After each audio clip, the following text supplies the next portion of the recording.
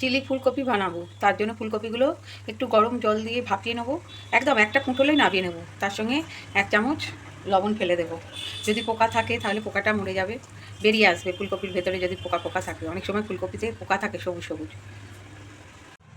এবার একটা ব্যাটার তৈরি করে নেব। বেসন, কর্নফ্লাওয়ার, এখানে কাশ্মীরি লঙ্কা গুঁড়ো, হলুদ গুঁড়ো, একটুখানি লবণ আর কালো জিরে সব একসাথে মিশিয়ে নেব। টমেটো সস 1.5 চামচ, এটা ভালো করে মিশিয়ে। এবার এইগুলো কপিগুলো এই ব্যাটারে ডুবিয়ে নিয়ে তেলে ছেড়ে দেব।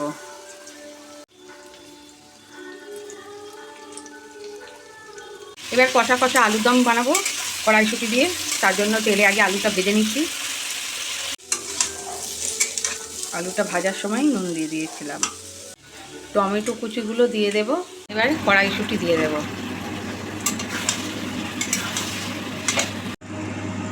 চিলি ফুলকপি রেডি হয়ে গেছে, এবার নামিয়ে নেব। চিলি ফুলকপি পরিবেশনের জন্য রেডি।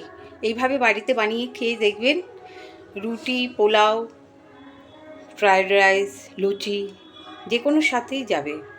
আর আমার এই রেসিপিটা যদি ভালো লেগে থাকে একটা লাইক কমেন্টস করে পাশে থাকবেন।